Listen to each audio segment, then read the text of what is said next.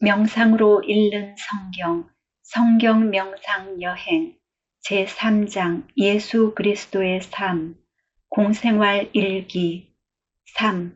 갈릴리의 어부들, 3단계 여행, 복음 관상. 관상이 어렵다고 말하는 사람이 있습니다. 그러나 사실 알고 보면 관상만큼 쉬운 것도 없습니다. 어릴 때 어머니로부터 이야기를 들은 적이 있습니까? 만일 당신에게 그런 기억이 있다면 당신은 이미 관상을 경험한 사람입니다. 엄마가 얘기를 하면 아이들은 그 얘기를 들으면서 이야기 속으로 빨려 들어갑니다. 무서운 장면에서는 이불 속으로 숨어들고 웃기는 장면에서는 깔깔대며 웃습니다. 어린아이에게 그 순간 이야기는 단지 이야기로만 머물지 않고 현재화하는 것입니다. 이것이 관상입니다. 복음은 예수 그리스도에 관한 이야기입니다. 이야기하는 사람은 사도들입니다. 우리는 그들의 이야기를 들으면서 상상의 나래를 펴 좀 더 실감나게 이야기를 듣는 것입니다. 오늘은 관상을 직접 해보도록 하겠습니다. 관상은 숨바꼭질에 비유할 수 있습니다. 복음 속에는 하늘나라가 비밀스럽게 숨겨져 있습니다. 관상하는 이는 순례가 되어 복음에 숨겨져 있는 하늘나라의 흔적을 찾고 그것을 토대로 복음을 상상해 들어가 마침내 하늘나라를 찾아내어야 합니다. 여기서 중요한 점은 바로 예수의 행적입니다. 예수의 행적이 하늘나라를 찾아내는 길로서 제시되어 있기 때문입니다. 따라서 순례는 예수님의 행적을 잘 따라가야 합니다. 복음의 한 에피소드에서 예수의 행적은 사건의 줄거리로 등장합니다. 고기잡이 기적의 줄거리는 이렇습니다. 호숫가에 예수께서 군중에 둘러싸여 있다. 시몬의 배 위에 오르시다. 가르치시다. 시몬에게 말을 건네시다. 시몬이 배를 저 호수 깊은 데로 나가 그물을 치다. 그물에 고기가 가득 잡히다. 시몬이 예수님께 엎드리다.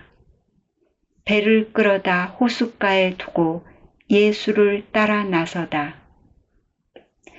그런데 이렇게만 파악해서는 복음의 속내를 맛볼 수 없습니다. 바로 숨은 줄거리가 있기 때문입니다.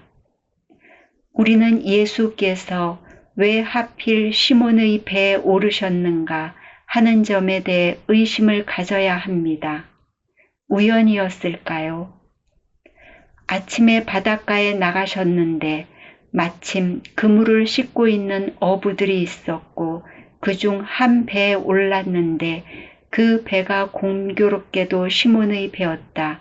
물론 이렇게도 상상할 수 있지만 복음 끝부분에 나를 따르라는 말씀으로 보아서 분명 예수께서는 시몬에게 의도적으로 다가갔다는 것을 알 수 있습니다. 따라서 이런 식으로 관상을 해서는 안 되겠지요. 그럼 언제부터 예수님은 시몬에게 다가갈 생각을 하셨을까요? 선생님, 저희가 밤새도록 애썼지만 한 마리도 잡지 못했습니다. 라고 한 베드로의 말에서 우리는 힌트를 얻을 수 있습니다. 즉, 이 복음 장면은 어제 밤부터 시작되었다는 사실입니다. 따라서 드러난 복음의 줄거리에 앞선 숨은 줄거리는 어제 밤부터 시작되며 장면은 한밤중의 호수, 아침의 호숫가, 아침 호수로 이어지는 것입니다. 줄거리가 파악이 되면 그 다음에는 사건의 장소를 보아야 합니다. 인물들이 처한 상황과 그들의 행동과 대화를 음미해 봐야 합니다. 오늘 관상은 두 부분으로 나누어 하기로 합시다. 첫째는 베드로의 입장에서 본 장면이고 둘째는 예수님의 입장에서 본 장면입니다. 복음은 어젯밤부터 시작되지만 예수님과 베드로는 간밤에는 서로 떨어진 채 있었기 때문입니다. 이제 관상의 출발점은 한밤중에 베드로에게 벌어진 일로부터 시작됩니다. 한밤중 칠흑같이 어두운 호수 위에 등불 하나가 반짝거립니다. 아무것도 보이지 않는 이 어두운 밤에 그물을 던지다니 좀 이상하지 않습니까? 대낮에 할 일을 왜 한밤중에까지 해야 하는 걸까요? 거기에는 필히 뭔가 절박한 이유가 있다는 얘기가 되지 않습니까? 가령 요 며칠 사이 고기를 통 못 잡았는지도 모르지요. 그래서 경제적으로 어려움을 겪고 있었을 수도 있을 것입니다. 이제 호수 한가운데서의 한밤중을 상상해 보십시오. 캄캄한 어둠, 검은 호수 위에 호롱불 하나만 깜박이고 있습니다. 그 배는 베드로의 배입니다. 그 배 위에 올라 보십시오. 그리고 배 위에서 호수를 느껴보십시오. 어둠 속에서 신비스럽게 느껴지는 검은 물결, 고요함, 해초 냄새, 그리고 파도에 일렁거리는 배. 조그만 등불 아래 베드로와 두 명의 동료 야고보와 요한이 모여 뭔가 열심히 찾고 있습니다. 방금 걷어올린 그물에 혹시 고기가 걸리지 않았나 하고 찾아보지만 빈 그물뿐입니다. 그물을 다시 정리해 어깨에 메고 이번에는 배 이쪽으로 던져봅니다. 철퍼덕, 쏴. 그물이 바다에 부딪히는 소리와 가라앉는 소리만 들릴 뿐 아무런 소리도 들리지 않습니다. 어부들은 말이 없습니다. 고기들은 모두 어디로 갔는지 오늘 고기를 잡아가야 내일 아침 가족들이 양식을 얻겠는데 어둠 속에서 그리고 침묵 속에서 가슴을 졸이며 일을 하는 베드로와 함께 밤을 보내보십시오. 그리고 이제 먼 동이 떠오릅니다. 베드로는 더 이상 고기가 잡히지 않을 것이라고 판단합니다. 서운하지만 뱃머리를 돌려야 합니다. 몸과 마음에 피로가 갑자기 몰려듭니다. 오늘 또 허탕 쳤구나 하는 허무감이 밀려오며 자신을 기다리고 있을 가족들의 얼굴이 떠오릅니다. 철퍽 철퍽 잠을 깬 파도는 뱃전에 부딪혀 부서집니다. 까욱 까욱 뱃전을 오가는 갈매기는 벌써 아침 사냥을 하러 나왔습니다. 노젓는 손에 맥이 빠집니다. 배도 고픕니다. 밤을 샌 눈은 따가울 정도로 피로가 몰려옵니다. 아침의 신선한 공기가 한 움큼 콧속으로 들어옵니다. 깊은 한숨이 나옵니다. 배가 호숫가에 닿았습니다. 야고보와 요한이 배에서 내려 그물을 물속으로 끄집어 내립니다. 노를 당겨 배 위에 올려놓고서 베드로도 따라 내립니다. 물이 차갑게 다리에 다가옵니다. 몽롱했던 정신이 깨어납니다. 그물에는 걸리라는 고기는 없고 해초들과 소라, 조개 껍질들만 걸려 있습니다. 그것들을 그물에서 떼어내어야 합니다. 당장이라도 가서 자고 싶지만 그물을 우선 손을 봐둬야 합니다. 그래야 오늘 또 호수에 나갈 수 있는 것입니다. 야고보와 요한도 말이 없습니다. 서로 이쪽 저쪽에서 그물을 잡아당기며 그물에 걸린 쓸데없는 것들을 떼어내고 있습니다. 그때 한 랍비가 무리들을 몰고 다가옵니다. 랍비는 베드로의 배 위에 올라 배를 좀 써도 되겠느냐고 묻습니다. 첫 인상에 예사롭지 않은 랍비라는 것을 즉시 알아본 베드로는 허락합니다. 그리고 배를 조금 무태서 떼어놓으라는 부탁에도 따릅니다. 그리고는 다시 그물로 돌아가 제 할 일을 계속합니다. 랍비는 무리들을 향해 무언가를 가르치기 시작합니다. 그러나 베드로와 그의 동료들은 랍비의 소리가 귀에 들어오지 않습니다. 간밤에 왜 한 마리 고기도 잡지 못했는지, 또 고기가 다 어디 가버렸는지, 이렇게 고기가 안 잡히다가는 생활이 난리가 나겠다는 걱정들이 머리를 스쳐 지나갑니다. 이제 예수님의 입장에서 이 장면을 다시 봅시다. 복음을 보면 예수님은 산에 올라가 밤을 새며 기도하곤 했습니다. 예수께서 산 위에서 기도하다가 어둠 저쪽에 반짝이는 불빛 하나를 발견했다고 상상해 봅시다.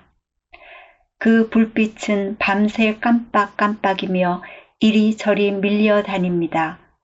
예수는 그 불빛이 호수 위에 떠 있는 고기잡이 배의 불빛이라는 것을 알고 있습니다.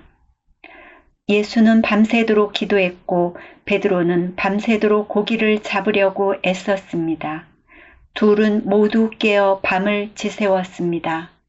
동이 트자 예수께서는 산을 내려갑니다. 산 아래로 내려오자 기다렸던 무리들이 다가섭니다. 예수는 어젯밤 밤새도록 고기를 잡느라 호수 위에 떠 있던 배에 다가갑니다. 물론 사람들은 영문을 모릅니다. 그 배는 베드로의 배였습니다.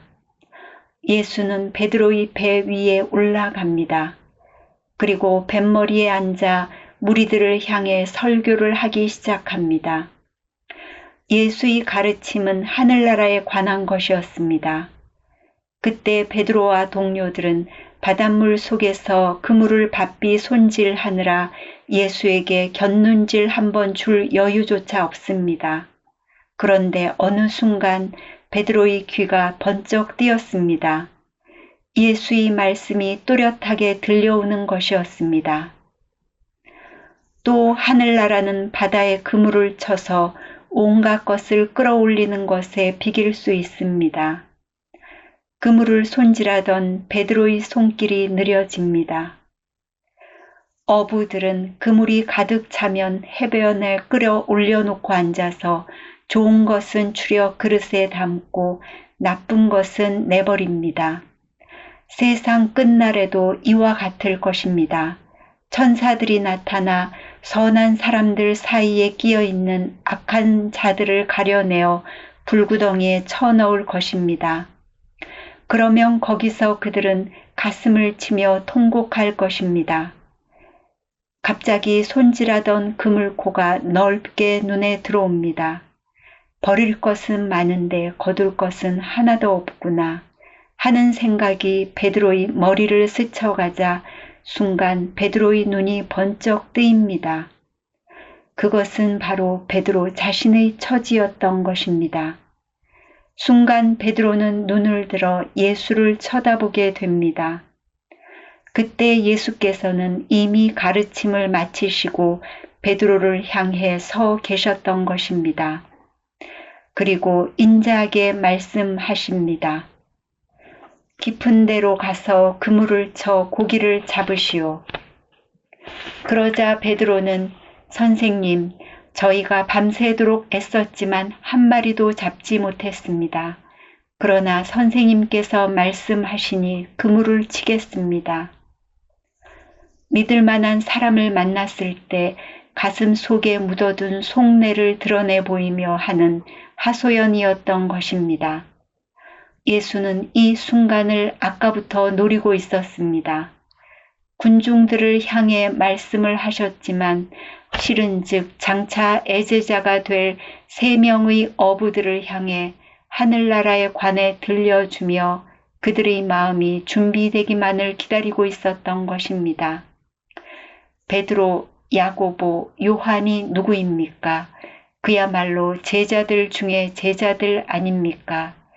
3명의 사랑하는 제자들을 맞아들이기 위해 예수께서는 어저녁부터 줄곧 지켜보며 기도했으며 또 손수 아침이 되자 물가로 찾아가 그 배에 오르시고 또 넌지시 가르침을 주시면서 이들이 당신을 맞아들일 준비가 되도록 배려하신 것입니다. 이런 순간을 동양에서는 줄탁동시라고 합니다. 병아리가 막 부화하려는 순간 알 속에서 병아리가 밖으로 나오려고 쪼는 것을 줄, 암탉이 바깥에서 새끼가 나오도록 쪼아주는 것을 탁이라 합니다. 이 두 동작이 동시에 이루어지는 것을 말하는데 사제지간의 염분이 서로 무르익어 어느 순간에 딱 맞아떨어지는 것을 일컫습니다. 참으로 멋지지 않습니까? 푸른 갈릴리 호숫가에서 이렇게 스승과 3명의 애제자가 서로의 인연을 발견하고 마주한 것입니다. 다시 호수로 나가는 베드로의 마음을 느껴보십시오. 어제 느낀 고기를 잡아야겠다는 부담이나 걱정이 있습니까? 오히려 홀가분해진 자유로움과 호찐 기쁨이 있지 않습니까? 동기가 바뀐 것입니다. 고기를 잡고 안 잡고는 이제 별로 중요치 않았던 것입니다. 베드로는 깊은 데 이르자 그물을 던집니다. 그런데 밤새 느껴보지 못한 묵직함이 손안에 느껴집니다. 전혀 기대는 하지 않았기에 베드로는 놀라며 조심스럽게 그물을 당겨봅니다. 그러나 그물이 위로 올라올수록 그 무게는 더해만 갑니다. 마침내 그물이 물 아래까지 닿았을 때는 너무나 무거워 잡고 버티기조차 힘든 지경에 이릅니다. 베드로는 소리를 질러 아직 육지에 있는 다른 한 척의 배에 도움을 요청합니다. 다른 동료들도 놀란 나머지 허겁지겁 배를 몰고 베드로에게 달려갑니다. 두 배의 어부들이 힘을 합쳐서야 겨우 그물을 끌어올릴 수 있었습니다. 고기는 두 배를 가득 채우고도 남을 정도였던 것입니다. 펄떡펄떡 뛰는 고기로 가득 찬 배를 본다는 것은 정말 장관이었습니다. 베드로는 순간 두려움을 느꼈습니다.